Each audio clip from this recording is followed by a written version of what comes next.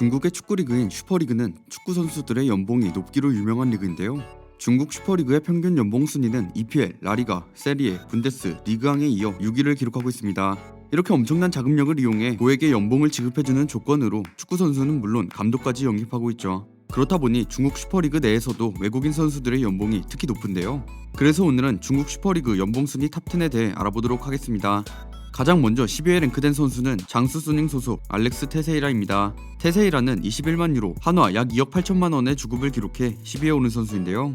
2010년 테세이라는 우크라이나의 샤흐타르 도네츠크로 이적하며 활약을 보여주었습니다. 본격적인 첫 시즌인 1011 시즌, 테세이라는 윌리안, 더글라스 코스타라는 쟁쟁한 2선 자원들에게 밀려 교체 자원으로 활약했는데 1314 시즌을 앞두고 미키타리안이 도르트문트로 이적하며 완벽한 주전 선수로 정착했죠. 이 시즌 총 40경기 9골 5도움을 기록했습니다.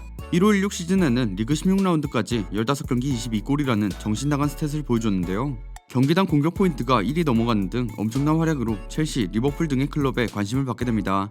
하지만 테세이라는 중국의 장수 수닝으로 이적했고 2020년 장수의 슈퍼리그 우승에 큰 기여를 했죠. 다음으로 9위에 랭크된 선수는 상하이 상강 소속 마르코 아르나우토비치입니다.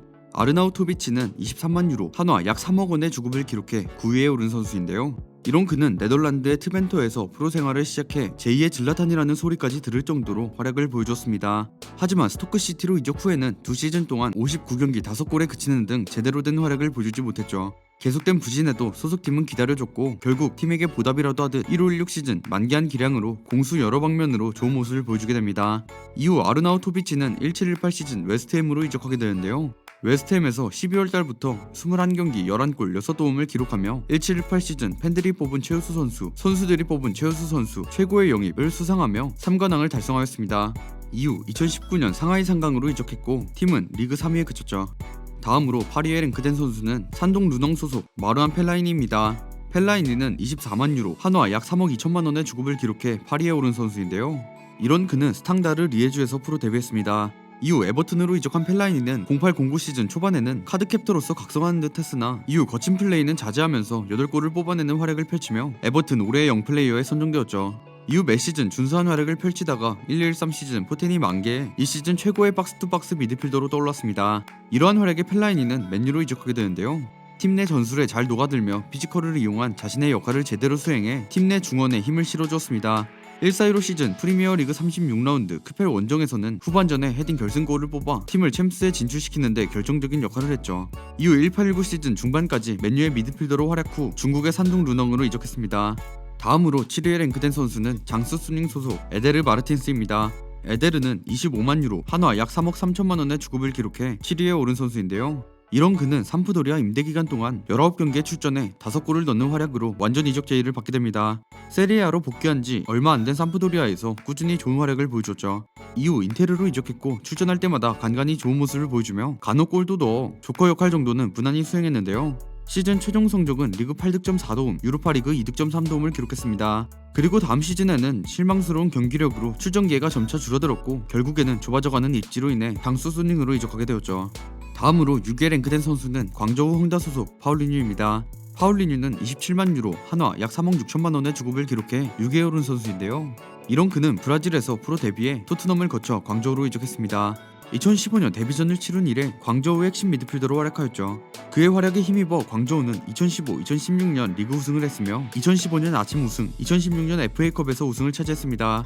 이러한 엄청난 활약 덕분에 파울리뉴는 2017년 여름 바르셀로나로 이적하게 되는데요. 1718 시즌 파울리뉴는 49경기에 출전해 9골 3도움을 기록했는데 이 시즌 파울리뉴가 기록한 골을 보면 정말 중요한 순간에 분위기를 가져오는 골이나 승부를 확정짓는 골 등 번뜩이는 골들이 정말 많았죠. 이후 파울리뉴는 한 시즌 활약 후 다시 광저우로 복귀하며 팀의 핵심 선수로 활약을 이어가고 있습니다. 다음으로 알아볼 순위는 2명의 선수가 같은 주급을 기록했기 때문에 바로 공동 4위로 넘어가겠습니다. 다음으로 공동 4위에 랭크된 선수는 상하이 선화 소속 엘 샤라위입니다. 엘 샤라위는 29만 유로, 한화 약 3억 8천만 원의 주급을 기록해 4위에 오른 선수인데요. 이런 그는 유망주 시절 AC 밀란에서 포텐을 터뜨리며 주목을 받게 된 선수입니다. 11-12 시즌 겨울 리그에서만 22경기 출전한 게 고작이었으나 113 시즌 1월까지 리그에서만 22경기에 출장해 15골을 넣으며 팀 내 최고 득점자로서 이름을 올렸죠. 하지만 이후 부상으로 기대만큼 성장하지 못했습니다. 결국 AC 밀란을 떠나 AS 로마로 이적해 1617 시즌 모하메드 살라와 함께 이집트 듀오의 힘을 보여주며 로마의 연승을 이끌었죠.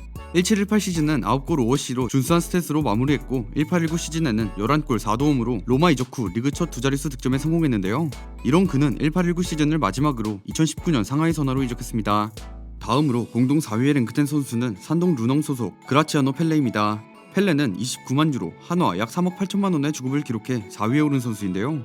이런 그는 113 시즌 페예노르트로 임대되어 리그 초반 10경기에 나서 11골을 넣는 어마무시한 퍼포먼스를 보이며 최종적으로 리그 29경기 27골을 기록하는 환상적인 시즌을 보내게 됩니다.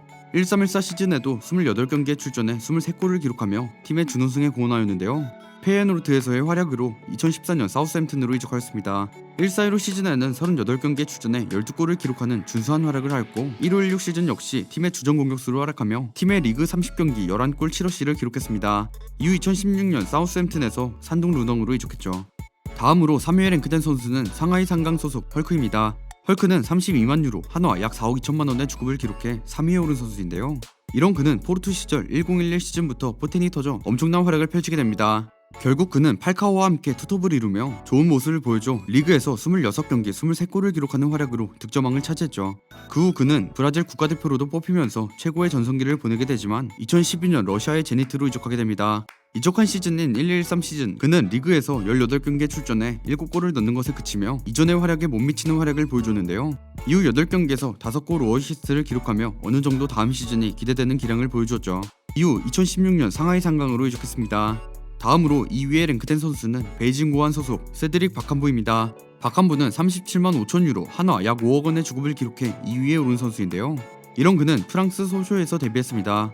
1415 시즌에는 터키 부르사스포르에서 괜찮은 활약을 보여주었고 1516 시즌에는 공격수 보강이 절실하던 비아레알로 이적하며 맹활약했죠. 그러다 2018년 베이징 고안으로 이적해 2018년 시즌에는 19골을 넣으며 베이징 고안의 주포로 맹활약했는데요.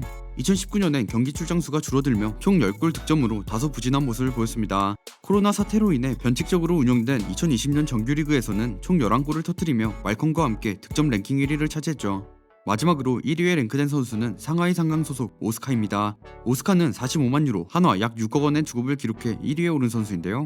이런 그는 네이마르, 루카스 모우라와 함께 브라질 3대 유망주로 불렸던 선수입니다. 오스카는 2010년 인테르 나시오나우에 입단 이후 포텐을 터뜨리며 2011 시즌에 44경기 13골 10어시스트를 기록했는데요. 이러한 활약에 결국 첼시로 이적해 시즌 초부터 로테이션과 선발을 오가며 활약을 이어갔습니다. 오스카의 활약은 팀의 공격진에 활력을 불어넣었고 그의 정교하고 강력한 슈팅 능력은 팬들에게 램파드의 후계자라는 평을 받게 만들었죠. 특히 챔피언스리그 6경기에서 무려 5골을 넣으며 맹활약했는데요.